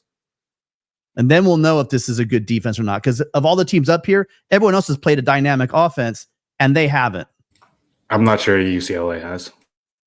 Or you mean in the top 3? I was talking top 3, but I got you guys high enough. Give me credit for that, okay? But now, Chris, don't be dissing that powerful Utah offensive game you guys had to take on. Yeah, right. No, I'm just kidding. Hold on. All right, guys. I just completely as Mike Fort just told me, I think I've blocked. Maybe it's because I just have duck block out because I hear so much ducks in my DMs. Yeah, Colorado was actually the offense I was talking about. So my bad. Sorry. You guys come up here one time and talk for 1 hour straight and don't make one mistake. I would love it. That is good. That was me dropping the ball. So yes, they have, and they look good. But here's what I will tell you though. You Duck fans and Mike Ford out there, do you think Shedeur Sanders is the same quarterback at home or in front of a hostile crowd for the very first time? A whopping, you guys probably had about 50,000. But the thing is, for that tiny little stadium you guys do, that little JV stadium you guys do have, the acoustics in that place and the fans are rabid and it gets loud. And Shedeur Sanders was rattled. And you know what? If you watch Shedeur Sanders coming off the field against USC at home at Folsom, he was rattled in that first half. But USC opened the door up, the crowd was behind him, and that team rallied. USC was running them out of the building. And they had an entire rabid fan base behind him there at Folsom Field at home, and he was able to dig deep and have a great game. Granted, USC did allow him in with some bad play, but he was able to capitalize on that. On the road, he doesn't have. If that was at the Coliseum, he would not have rallied like that. It would have been over. The game would have been done. Tim, it is also possible you might not win the Man of the Year award from the Eugene Area Chamber of Commerce. I could care less of that armpit. They can say whatever they want. I could care less about Eugene, Oregon. I've been on record for years. You know what I think about Eugene, Oregon. I know. I'm not worried about that at all. All right. Hey, well, guys, this has been fun, but now we want to hear from you guys. So we'd love for you to call in the show. Tim, is the phone line up and working? Yeah, today? We're good to go. Okay. Love to hear. Yeah. First, we actually have our first caller we're going to bring in, and then we'd love to add some more. Guys, we want to know what you guys think of the Pack. And once again, a special thank you to Mike Luke from PHNX Sports. Guys, we got Jeffrey from Only Talk Sports. Jeffrey, welcome to the show. I'm glad to be on again this week. Definitely not as many headline matchups this week, I would say, as there was last week and weeks past, but still, at least in the Pack especially, but still it's going to be some good games out of conference. But in the conference, I do think that Washington State and UCLA being on the Pac-12 network is absolutely insane. I understand that they're not the biggest brands in the world compared to like USC or Washington and all that, but that game should be on national television, especially when you look at Virginia Tech, Florida State's on ABC, and then you have they have to though. Kansas UCF is on Fox. Those are not good enough games. No, but contractually they have to play a certain number of games on the Pac-12 network. So it's kind of like Michigan State. I'll tell you, I thought the travesty was when Michigan State and Washington was on Peacock, and I know the NBC who's trying to get you to subscribe to Peacock. That was. They're like, yeah, Tone, that's the point. But I was bummed to miss that one. Well, I'll do you even better one. I know it doesn't matter because it's basketball, but Indiana versus Purdue in basketball this coming up season, one of the games is on Peacock. which is absolutely insane. That should definitely be national television, but it is what it is. I just thought it was crazy, though, because of the fact that Washington State UCLA, to me, is the best game in the conference by far this week, and it's not on national television. I understand that you have to be on the Pac-12 network, but no one gets the Pac-12 network. That's the problem. If it was like the Big Ten network where everybody has it, I wouldn't even be saying anything. I'd be like, all right, Pac-12 network, but I don't have it, so I can't watch this great game that I would definitely like to see. But regardless, no one cares what I think about that. I am picking Washington State to win over UCLA. I think that they're going to get it done. I think most of you guys picked UCLA to win because it's at home, but I am going Washington State. I think Cam Ward has proven that he can play at a high level, in big games. And granted, I know the Washington Oregon State game was at home, but I think that they're going to get the win. But definitely wish that I could tune into that one. Colorado, I have over Arizona State. Jeffrey, by the way, you're probably right because I picked UCLA, and when I put my faith in the Bruins, they lose. So you could well be right. What I really look forward to is when Washington State wins this game. So I've lost 2 weeks in a row picking UCLA, and then I will definitely pick Oregon State next week against UCLA up in Corvallis, and then we'll inexplicably win the game for no reason after looking terrible for 2 weeks. But that's kind of how these things go sometimes, right? It happens with me all the time. Like this year with Purdue, I've had bad luck. I've picked Purdue to beat Syracuse and Fresno State, and they lost both those games. I did pick against them against Wisconsin. They lost, but then I picked against them against Illinois, and they won. So I'm like 1-3 just with Purdue. It's crazy, but I 100% agree. Like I said, I'm picking Colorado over Arizona State. I just think that the Buffs offense is going to be too much here. I know it's on the road in the desert. It's tricky and all that, but I am going to go with Colorado to get a win here, get their 4th win of the season. Notre Dame, Louisville, because you had that up early. You guys do Notre Dame every week, which is really cool because they have the connections with the Pac and probably will as well. But I think that Notre Dame, I honestly was going to pick against them if they lost to Duke. I would have picked Louisville. But since they won, since they held on, which I know is insane because they were basically one play away from losing to Duke. And just because they won that game, me picking them in this week, whether if they lost, I wouldn't have picked them. I know it's kind of superfluous, but I'm going to go with Notre Dame because they did win a big road game at Duke. And I feel like Duke's better than Louisville when healthy. I just think that the way Riley Leonard has played throughout his career, he has a lot more upside. Jack Plummer's just, to me, just doesn't really get the job done for the most part. He's solid enough, and Thrash and Jordan are great, running back and receiver respectively, but there's just not enough there with Plummer. I just think he's going to make a couple mistakes against Notre Dame, and they're going to win. But it's going to be tough. I don't think they're going to win by a lot because Notre Dame has not proven that they can, except to beat NC State fairly easily, but they're not very good.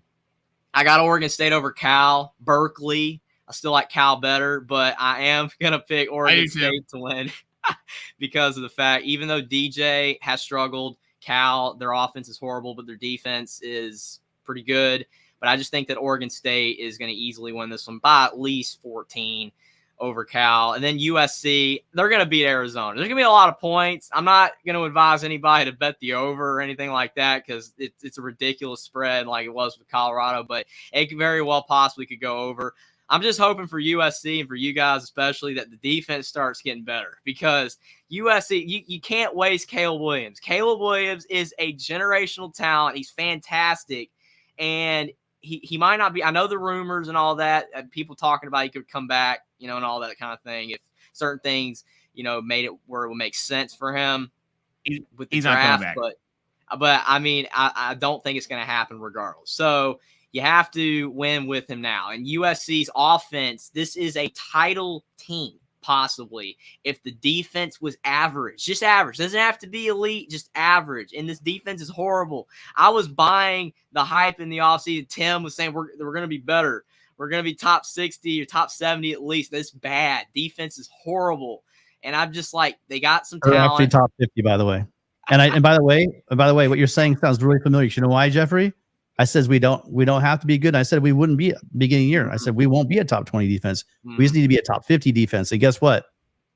We're a top 50 defense, except for the guys that don't know ball and are looking at total yards. If you're looking at yards per play, if you're looking at yards available, if you're looking at points per play, USC is in the top 40 in those categories. And I'll tell you, Jeffrey, I'll give you my take on it. And this, Tim will get mad at me for this, but I'm at the point now, having seen them the last 2 weeks, that I say I want to see results. And they had piss poor results the last 2 weeks. I agree. And just, not performing. Now, we can analyze all the metrics we want. We can look at all this, but just Arizona State had no business being in that game, and our defense was terrible. Again, I know all the stats, and then you take a look at Colorado. That was just inexcusable. It was just inexcusable. And so now that doesn't mean that they're not capable of doing it. But I think after 2 years of this, I'm saying, okay, let's see it. I believe you. I know that. There's certainly, and people also forget how much better they are unquestionably now than they were 2 years ago when we got humiliated by Berkeley and we got humiliated by BYU. I watched that game against Cal. Brutal. Yeah, they've come a long way, but just again, I absolutely want to see results. I'm not saying we're not going to get them, because we may, but I'm not counting on them at this point. There's a lot of people whistling past the graveyard right now, because here is the fact that USC's defense is better this year. Last year it was better than the previous year, and it's better this year. And there are definitely some issues going on in the secondary, but I'm going to reemphasize the fact that USC does not need to have a top 30, top 20 defense. They just don't. Think anybody's saying they do, because they're going to put up 40 to 50 points in every game. And there's been some question. Washington is a one-dimensional offense. They're awesome what they do, but their run game is pretty poor. So we're going to see. And the fact is yes, he does go into Autzen. That's one game that gives me pause this year, is the fact that that's going to be on the road in Autzen. And that's not a 3-point advantage being in Autzen. So that's where that could see an issue. But other than that, we'll see. USC has not trailed in any game this whole year. And down the stretch, there's never been a situation where there's a chance of losing. So, you could look at close losses to bad teams. Fair enough. Say the defense is, like you said, maybe a top 60, top 70 in your estimation. That's fine. That's still good enough to win the majority of the Pac-12. Yeah, but my point is that, like, to Tim's point, or Tony's point, I don't think that whatever the metrics are, because I don't look at them that much. I don't really look at numbers. I just look at the games. And USC's defense is horrible. It is. It's completely awful. Did you watch the first half, Jeffrey? Did you watch the first 3 quarters, though? I did watch some of the game early on. What I'm saying, Tim, is that the defense just isn't very good. Okay, the point that I'm saying is, based on the talent, they're better. They're a lot better, but they had to go up. Like, Iowa's offense should go up, but it's not. USC's defense is going up. That's a good thing. But I'm saying that with this team, because I do not want Caleb Williams to be wasted. Like, you're saying, to win the majority of the pack. Yes, you're 100% correct that the defense is better. And the way they played early on against Colorado, but they should have blown out Colorado. Colorado's not that great. And then they laxed. And then the Arizona State game. Arizona State's horrible. Fresno State blanked them. They gave up 28. If USC, if their defense was top 50, just based off eye test, it doesn't even have to be the metrics, just based off eye test, they'd be completely destroying these teams. And then you would be seeing people say that USC is a title contender. It's a great call, Jeffrey. You look at the other teams you look at the other teams at the top in college football, Georgia, Michigan, Ohio State, they're all showing cracks on offense. USC, their offense is insane. It's one of the best that I've seen in my life. It's maybe not LSU insane at times, but it's that good. But he's on pace to break Burrow's touchdown record, so it might be that good. Yeah. But like I said, it's really, really good. But all I'm saying is that USC's not going to win a title with this defense. They're not. It's completely impossible. Well, you're on record. Okay, and you may, Jeffrey, I agree with you. If they keep playing like they are, if they keep playing like they are, we're not going to even make a decent bowl game. So the question is, are they going to play better? And I think they're capable of it. And we'll see what happens. And what I mean by saying that, Tony, Tim, when you say that I'm quick. on record, I'm saying on record that they're not going to win a title if the defense is playing the way it is right now. I'm not saying they can't win it this season. If it gets better, they can. And to be Jeffrey, clear- hey, you got a fan in the chat. Thank you, JT Thompson, for the super chat. He says Jeffrey is the king of college football. So Jeffrey, I thank you appreciate very that. much. We got some folks waiting, but hey, good, awesome always to have you call. We appreciate it. And yeah, we'll see what happens. I think you obviously tell us next week what you think if USC's defense has turned the corner this week. I hope that it does for y'all's sake. Really, really hope that it does. And if it does, I will say to Tim, USC can win a title. But right now, I don't think they can. But I hope that they will improve on defense. And I hope it's a great week in the Pac and around the rest of college football. Thanks for having me on, guys. Hey, thank you. Fight on, Jeffrey.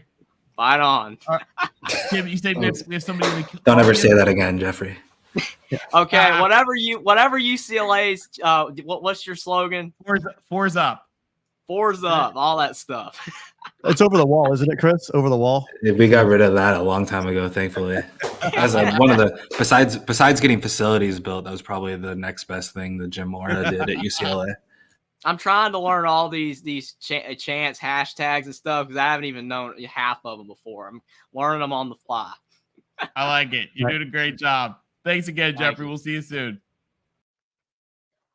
So really quickly, actually, the way USC's defense played the last two games, they literally could still win 9-10 games. Yeah. So they wouldn't go to a horrible. But anyway, yes, we have a caller on the line right now. Hi, caller. What's your name and where are you from? Angel from La Mirada. Angel, how you USC doing? Grad. Oh, thanks for joining us. Doing fine. Thank you. Thank you for having me on. I've been watching your program, all the S channels. So I've been a fan since I was 10 years old. So I'm 73. So it's been a long haul. So I want to say just a couple of points. Number one, Riley is a strategist. Okay.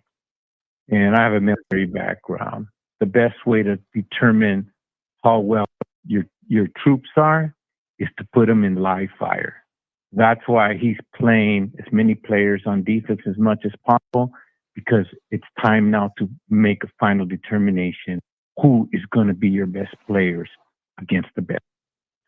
That's number one. Number two, everybody knows that when you got a lead, you run the ball. Okay? Everybody knows that. You think he doesn't know that? Of course he does. Reason he doesn't run the ball is because he's protecting. One, it's a strategic move because he doesn't want to show his hand, but two, he's protecting his best players and he's protecting his line from injury. Okay?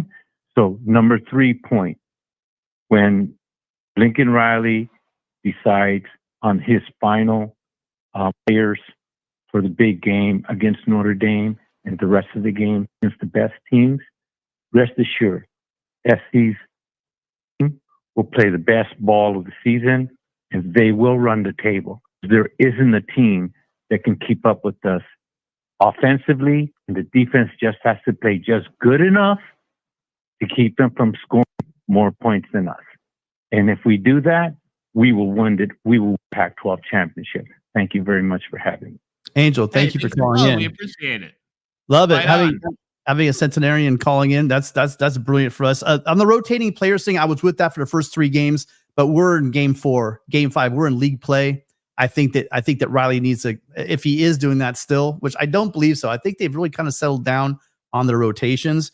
This was, if you look at the secondary, guys were getting 80 snaps, so they're not rotating like they did the first 3 games. The playbook has not been scratched yet. They brought in Cliff Kingsbury for a reason, and as far as the offense, you haven't seen most of the plays. Chris, I'd love to hear your thoughts on that as well. And then I forgot the last part. Oh, protecting the players. I think I don't know about that either. I think that Riley needed to run the ball, but you know what? USC wasn't running the ball effectively against Colorado, and that's a worry. That is one thing. I just pumped up their running game, but their run game looked like crap against Colorado. We got to say it. When they're not playing, they're not playing. However, I do believe in Marshawn Lloyd. That guy is an absolute beast. He can go off. He probably will go off in this game against Arizona. They're going to take away the deep ball, keep it. And then SC's going to either run himself out of this or just dink and dunk. And he's not only is he a good running back, but he's a good receiver out of the backfield. So look for Marshawn Lloyd to lay it up this weekend. But what do you? Go ahead. Well, I was just ask Chris. Do you think I'm crazy, or do you think how much of this playbook do you think that they brought? Because they didn't bring in Kingsbury for just sit back and collect the paycheck. Two things he's doing. He's scouting. I think he's self-scouting, but also I think he's bringing some plays. What do you think, Chris? No. Do I think that they've used the full array of the entire bag of tricks? No. Or even close. Why Or would they need to? And all of that. Did you guys do that pitch forward triple option thing? I don't know how else to describe it. Do you know what I'm talking about? Did you do that last year? No. Where he sprints out, almost it's like an option, but he instead of he throws it out, right? You're talking about that play? Yeah, where he's opting to run it or throw it. We did it last year. I'm trying to remember. I don't know. Riley does everything. No, I don't think we did it last year, Tony, but we did it 2 games ago a lot, and we didn't. We kind of got away from it in the Colorado game. I think you've done some. I think there are some things that you've done and some things that you've shown, right? But there's always. I mean, everyone's playing this game, right? And especially once you start self-scouting later in the year and break tendencies and do that kind of thing, right? So yeah, I do they have more on offense? Yes. And but I don't think that's the question, right? I think they can score on anyone. And they're going to score on everyone. The question is the question that I think is unanswered, and I think Jeffrey's overall point, if I understand him correctly, not to speak for him, is fair in that, is the team as currently constructed with what the defense has done so far good enough to possibly win every game still? Probably, because your offense is so prolific. But the amount of variance and luck that you have to get to do that is, much lower with each 10 or 20 spots you go up and how good your defense is, right? So the question is it a top 50 defense, or is it closer to what it was last year or somewhere in between? And I think it's better than last year, but I don't think we know yet exactly where it is. And I think we just have, and part of I don't know, is part of that because they haven't played anyone yet, and maybe, but I also think I don't know, I feel like you want to see the switch hit a little bit sooner, knowing it was such a point of emphasis. But there's still, there's not a game where I'm oh yeah, no, SC even with this defense just can't compete in this game. Because you can score with anyone, they have to stop you too. Yeah. Yeah. All right. Yep. I agree with you. And now, Angel. hey, real quick, LBC Robbie, thank you. Let me say goodbye to our callers so we can get him to call in. Angel, thank you so much for calling in.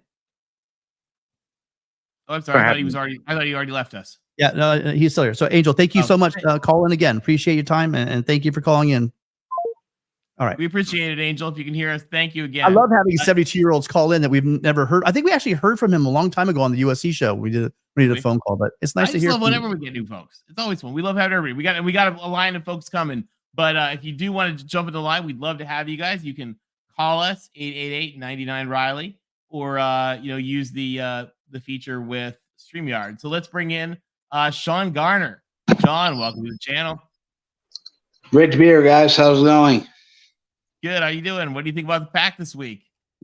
Yeah, it's a bad week. There's one game to really talk about. I mean, interesting subplots in some of the other ones, but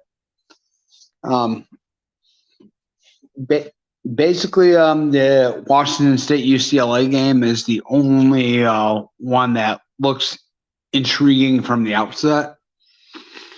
Here, big moment for Dante Moore. Definitely. I mean, as a Michigander, you know all about him. Absolutely. Martin Luther King High School, Detroit, Michigan. Yeah, he's I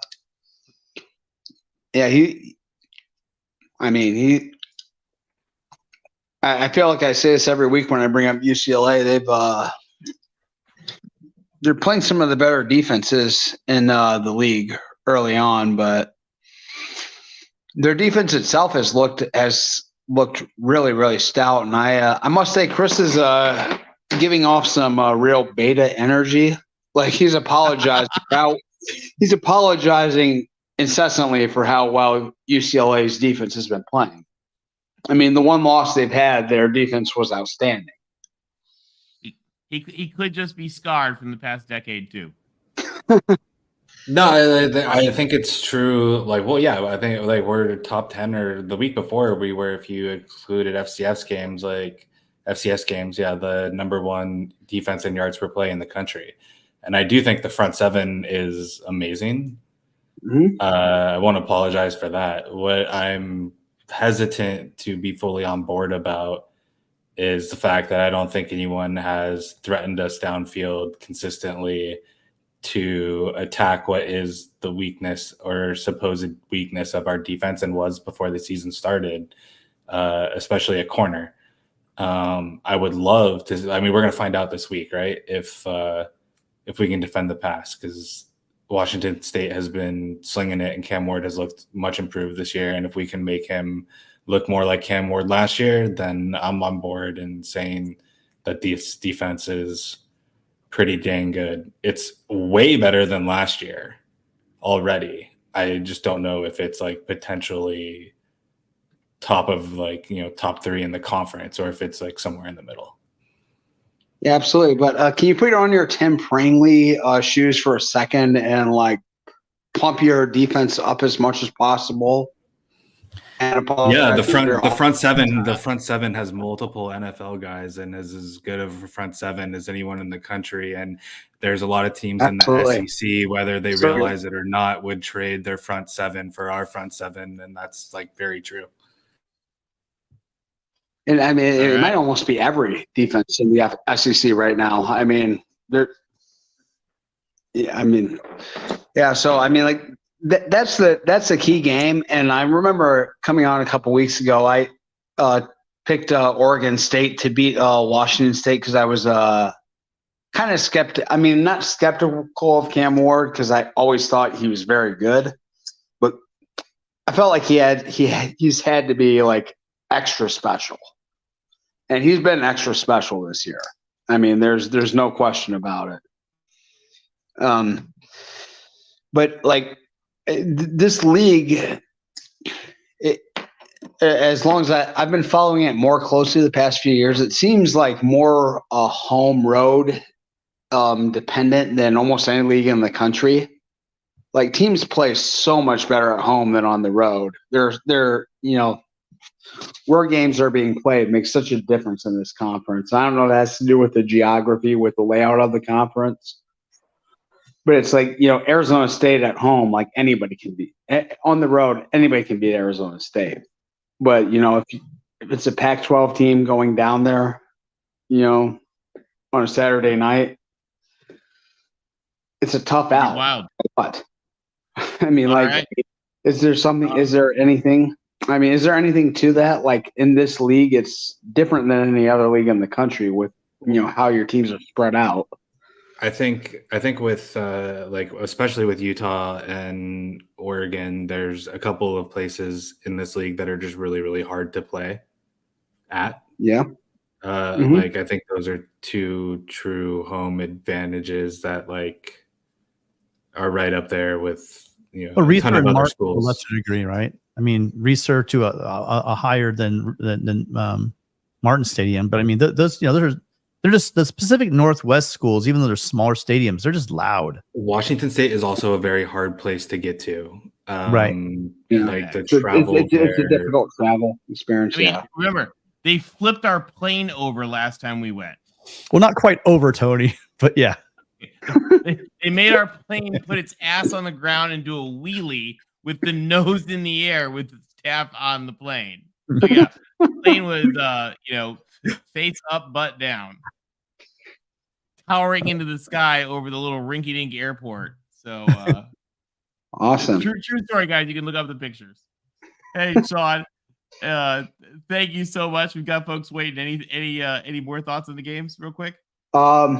Nothing much. I just I want to see USC's defense show up this week, and You and me both. if and can they spend some time doing some elementary school level tackling drills?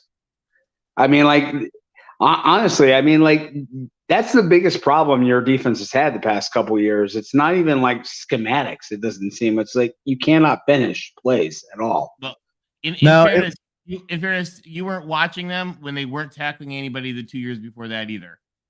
Yeah, probably. So Yeah, they're doing better. They are doing better. And so actually the 2 previous years, there were massive issues with busted coverage, issues with gap integrity, run fits, Right. just ridiculous.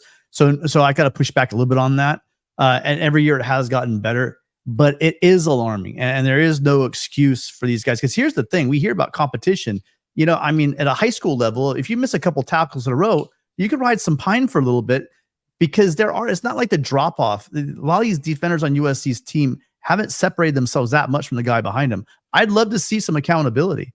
And that's the thing though. So schematically it's been cleaned up because you don't miss tackles if you're way out of position. You Yeah. can't miss tackles if you're the scheme's a problem. That's where a lot of the USC fans are hungry. You don't have to go for the scheme. It's just not working. They're not making tackles. And that's still an issue with your coaching staff because they need to get guys in there that can and will make tackles. Because there's a lot of defenses in this league that play out of their minds. You know, look at right now. Look at Washington State right now. Look at Arizona right now. You think that they have the rosters that the top 3-4 teams have? Not even close. A lot of 2-star guys playing on defense. Yeah. It's a lot of Yeah. hard hat and lunch pail guys out there just going and kicking ass. That's what if USC could have that attitude, and that's coaching. You know, it is coaching. You got to get your kids fired up and ready to go. All right. Hey, guys, thank you, John. I'll be pulling you guys weekend. Fight on. Hey, go green, go white. Take care. We'll see you soon. All right. Next up, one of our favorites and the master of all things Irish. We've got Will ND. Will, welcome to the show. Hey guys. What's up, Will? Cougs Bruins game for sure. It's gonna be a great game. Who do you think's gonna win? I'm leaning Cougs, but you guys picking UCLA makes me think, I don't know, maybe the Bruins will win. But one question I have for you guys. If I put my faith in the Bruins, the Bruins are winless when I put my faith in them. So I didn't believe this, but Tony and Rick talked about it one time, and sure enough, and I thought it was a sure bet. And quite frankly, they probably should have won the game, but they found a way because Tony jinxed them to lose the game. So I think it's a real thing. Don't put money on the Bruins. The curse of Tony. Do you guys Curse think of Nut. Sorry, Will, go I ahead. love you too, Robbie. What do you guys think that fans will be there because it's their last time in the Rose Bowl? So do you think that could help them at all, or? Who will be what? there? I missed part of it. UCLA fans. Well, you were cutting out. Okay. I mean, this is the Cougs' last trip to the Rose Bowl, at least for a while. Do you think Coug fans will travel pretty well for this game? They don't travel big, so I would doubt it will be a meaningful amount. Remember, the Rose Bowl is a big stadium too, so I would. I mean, I'm sure they'll have a respectable amount, but probably not a ton would be my guess. I mean, I remember I saw Washington State when they played Michigan in the Rose Bowl, the year Michigan won the national championship. And of course, they brought a ton of people, but that wasn't during school. So this is, during school. I mean, I would defer to anybody. I'm sure there's somebody who's, angrily typing in the comments what the ticket sales are, but probably not. It's not going to be like you think of, like with, when Nebraska fans come to town and they just take over or anything like that. And how do you think the Cougs defense will do against UCLA? I feel like their offense will do a bit, but maybe not as much as usual because the Bruins do have that great defense.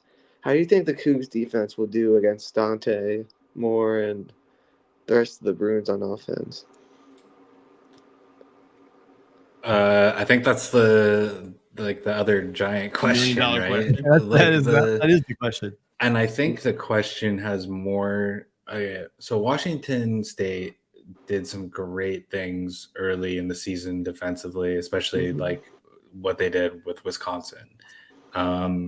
I think that they're pretty decent defense. The thing that I am more concerned with as a UCLA, like from the UCLA centric like fandom kind of point of view, is that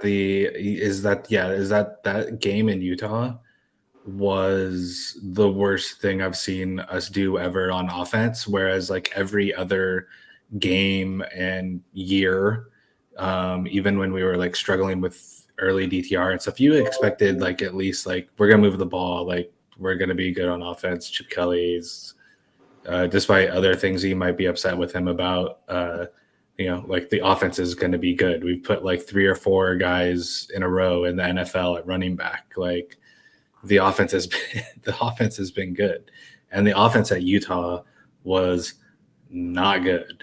And I think part of that is Utah's defense. I think part of it was like there was some stuff I saw of people looking at film. There were some really bad mistakes on the line, communication wise. I don't know if that's like first big game on the road. But it's not something that we've ever had an issue with. So it's kind of surprising because, there are a lot of new faces, but like it's weird that it came up for the first time in week 4 rather than, getting ironed out earlier in the year for it to all of a sudden be an issue. So from my perspective, it's like the O-line has to play better. If the O-line plays better, then yeah, we can move the ball. Because I think if the O-line plays better, I think we can move the ball on, pretty much everyone. But if the O-line doesn't play better, then I think we're in for a very long season. My 2 cents on that is I think that, again, I had Utah really low, but I've had great respect for whoever they put in their front 7 for years. And you're probably not going to face another pass rush like that. So yeah, will they sack you like three of the last 4 plays of the game? They just ended the game with sacks, right? They just shut you guys out on that. I don't think you're going to see that kind of an onslaught from really anyone else besides, maybe USC. Maybe. I think Oregon State might argue that their front is pretty good too. And Will, are you taking Louisville this week? I think we should beat Louisville pretty good. I'm hoping for 40 points because our offense, like obviously Ohio State has a great defense. Duke, we were missing 3 of our 4 best receivers, and then the other one couldn't catch. And they also have a great secondary, so we didn't look too hot against them passing wise. But we were able to run it a bit at the end. We wore them down. But for this one, I just want to see Sam Hartman be able to hit some big passes. And yeah, I want us to at least give USC something more to think about on passing than we've showed the past couple of games, for sure. We'll see. It's going to be interesting. But our defense looked really good against Duke. I know Duke isn't like a great defense, but we did tackle better. Duke's a good team. Yeah, Duke is good. We were tackling much better. We didn't tackle that well against Ohio State and Central Michigan the week before either. But yeah, hopefully the tackling can stay good. We can wrap up our guys. And our D tackles have looked really good. Your Central Michigan game, if a tree falls in the forest and it's on Peacock, did it really ever happen? Yeah, I know. You guys probably didn't watch that one. But yeah, we didn't tackle that well in that game either. But yeah, I'm just hoping that we look pretty sharp on all sides. Because I knew we wouldn't play that well against Duke. Because we were going to be down on ourselves again. Wait, I'm just hoping everything comes together and we can beat the Cardinals pretty good. What's it, Tim? Yeah. No, sorry. I looked at Tony's slide the second too late before I opened my mouth. Yeah, because I still have 2 weeks left on I have a week left, I think, on my Peacock because you get it for a month, so you get it and then you cancel. Because what game was that when you guys were on Peacock? Central Michigan, yeah. Yeah, so I got it for that, but then I'm stuck with Peacock. I was hoping get at least another one in. You know what? You can watch a couple of the Fresh Prince remake. I think is on there, so you can check that out. There was a Pac-12 game too that same week, so I think I did it as well. Yeah, that was the Michigan State Washington game. Mm-hmm. There you go. Well, thank you, Will. We appreciate it. Yeah, it's gonna be fun seeing I love our top corner, Ben Morrison. I mean, Cam Hart's on the other side. Yeah, he looks great too. He's But really he's good. going to be taking He on looks Thrash from Louisville. That's getting a lot of hype, so I'm interested to see if he can shut down Thrash as well. And we're going to face Jack Plummer again for the 3rd straight year, so that'll be fun. Wait, third is it third straight school, 3rd straight year? Yep. That's funny. What was it? Purdue? What is it? Purdue? Cal? Purdue, Cal, now Cal, Louisville. and now Now Louisville. Louisville. Yeah. That's funny. That's got to be some kind of record. Seriously. Yeah. I wonder if somebody in the chat, anybody in the comments afterwards, I wonder if that's ever happened where they've had a 3rd straight quarterback from a 3rd straight school. Maybe you could do the JT Daniels and like go to Rice or something, and you could get him as a 4th. Yeah, that'd be That'd be fun. pretty funny. Yeah, for sure. Oh, too funny. Well, hey, thank you, Will. Good luck to your Irish. Yeah, thanks, guys. Awesome. Thanks, well, thank Will. you. We'll see you soon. All right. We got one more caller unless anybody else joins in. The phone lines are still open. If you want to call on the phone line, guys, we will bring you in. We got Mike Fort. Hey guys, how's it going? Good. What's How up, you Mike? doing? What do you think not about much. Pac this week? I just had a quick question about your rankings. Was like Yeah. were some of you like assuming that Rising is out or something? Because I saw a lot of gap between you had UCLA. I mean Utah. I mean, Look at mine. Do you think I think he's playing Saturday? well, not just Saturday. I mean, is this like on the assumption that Rising's just shutting down for the season or something? So here's the thing. I don't know, but I could have sworn. I mean, if I'm going to listen to anybody on Ute football, it's gonna be Larry. And I think Larry said that he's expected back for the Cal game. If I didn't read it, I didn't. I kind of glanced at it. Sorry, I was doing a bunch of things. Oh, Larry's probably tired of my crap. He's not. Oh, there's Larry. Larry.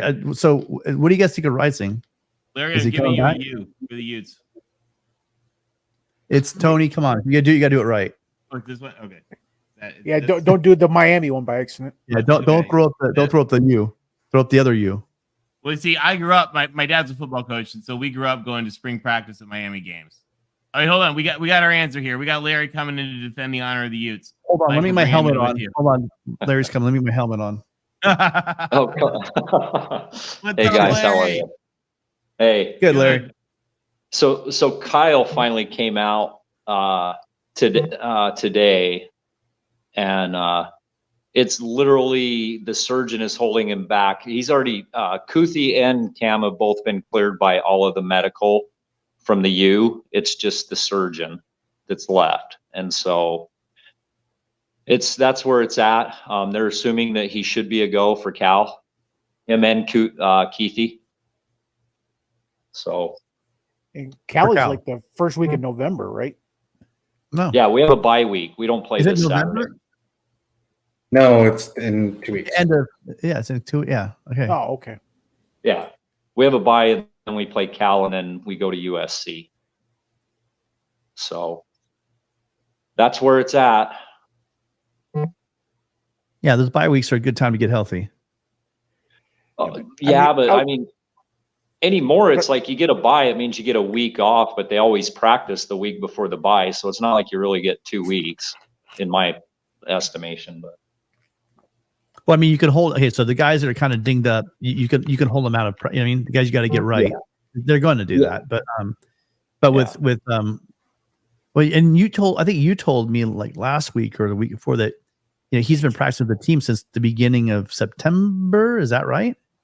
yeah, he was cleared to practice at the beginning of September, and then without contact, and then I think 2 weeks went by, and they were expecting him to start against. I don't think it was UCLA. I think it was the Beavers, and the surgeon. Did you hear about that? The surgeon they tried to get. The surgeon never called him back. That's weird. I mean, how Doesn't he horrible work is for the that? University? Doesn't he work for the What? university or No, it's some guy in No. LA, is it not? private guy? It's the same guy that just did Aaron Rodgers. He does all of the sports guys. So, yeah, he literally, they were sitting there waiting by the phone. He was supposed to get back with them, and he never did. So Maybe was he's a Cal grad. I don't. Yeah. Yeah. Yeah. I don't know if he's from California. It makes sense. UCLA, then UCLA, or UCLA, Cal, and USC. In fairness, the Oregon State and Washington State lawyer who spanked the Pac-12's butt is also a Cal grad. Oh, lovely, lovely. So, yeah, that's where it's at. But did you hear we have 85 brand new trucks on campus? Is that the new NAL thing? They got everybody a truck? Yeah, everybody gets a truck that's on scholarship. A brand new Ram 1500 Night Edition. It's a lease, right? Yeah, it's okay. Yeah, it's a lease. Yeah, they don't. Yeah, they're not giving. I think SC does the same thing with Fletcher Jones, right? Yeah, SC has. They have real nice cars from Fletcher Jones. We only hand out Impalas here at USC, so I'm not sure what you mean. That's giving me some PTSD.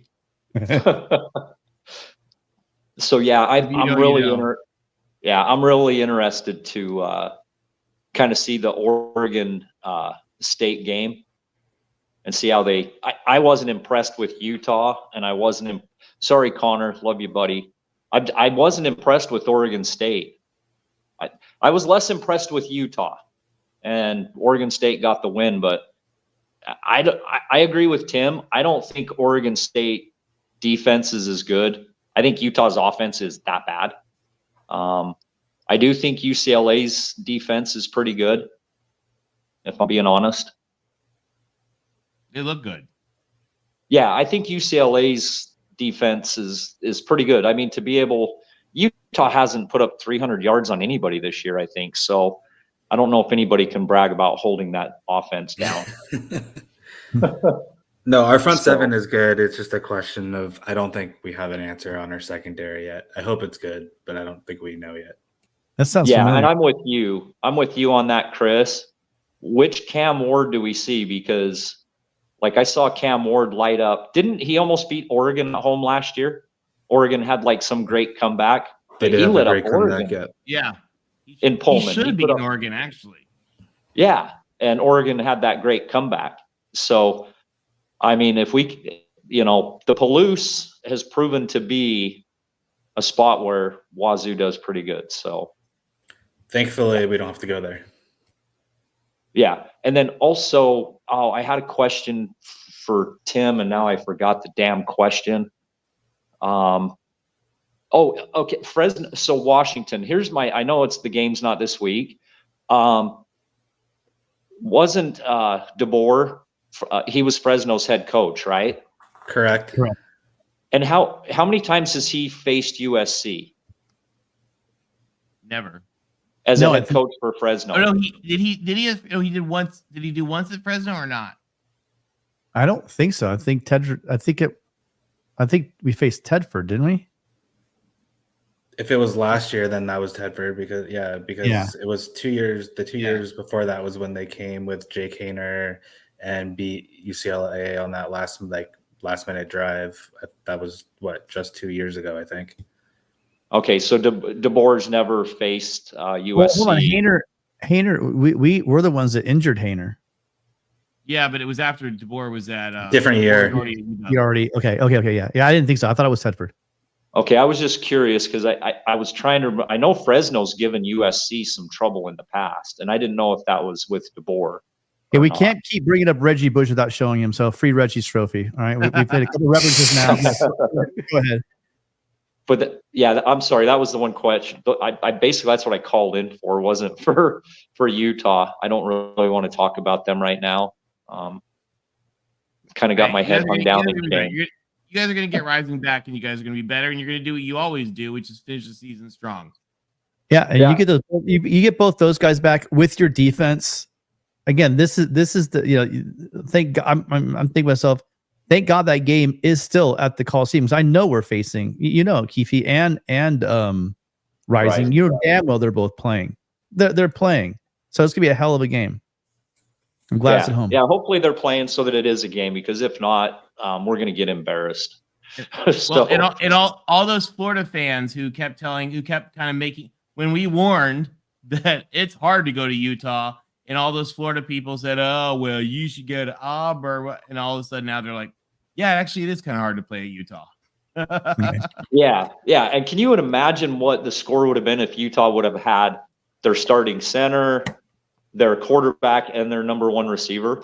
It would have blown up. Absolute blowout. It should have been. Yeah. So anyway, no, great show tonight, guys. Thanks. Hey, glad to have you. It was a lot of fun with Mike too. Mike's awesome. We're really lucky he was able to join us tonight.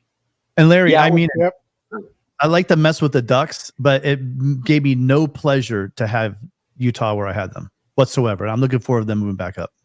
Yeah, you know what? With our quarterback situation and all the injuries, it makes sense. We're playing freshmen. Half our team are freshman people, so it makes it kind of hard to win games. So, and I think Mikey G from Oregon, one of our favorites here on the channel, just summed it up right, hit the nail on the head. Rising comes back and ruins everyone's season.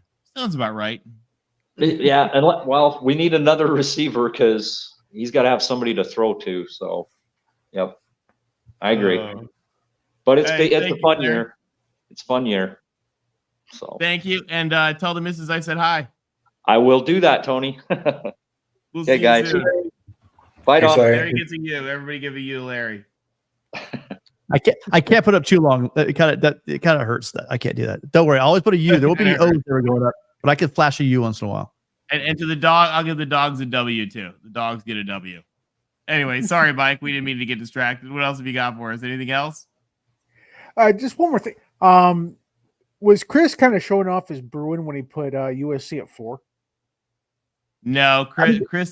Well, actually, I'll let Chris speak for himself, but Chris certainly follows the analytics and I think has feelings on her. No, I had them. What did I have them? 3. I had them 3 last week. I think maybe 3 or 4. You said 4. You've had them 2 4. 4. Yeah, it's not a matter of I fully think that they have probably just as good of a chance of anyone else to win this conference. But I also think that they have shown the most more flaws or been more flawed in the games when I've seen them play than the 3 teams ahead of them.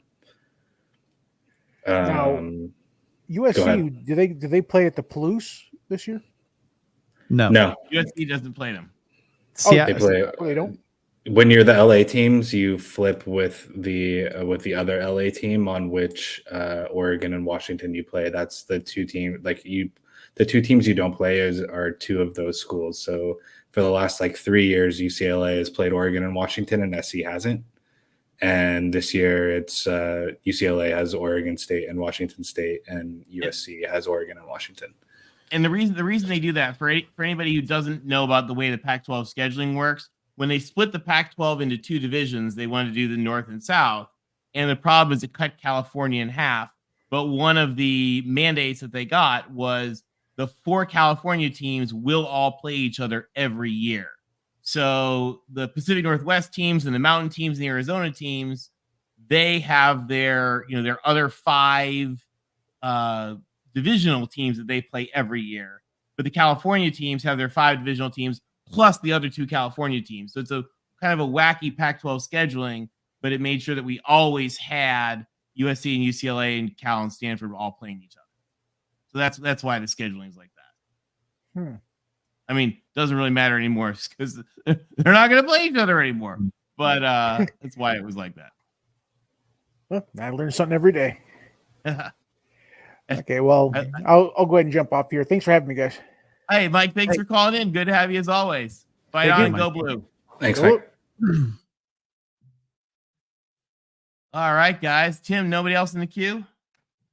No, nobody in the queue left. All right. I am 6 today, so I think we are going to call it a day unless anybody else has anything. Any final thoughts here, gang?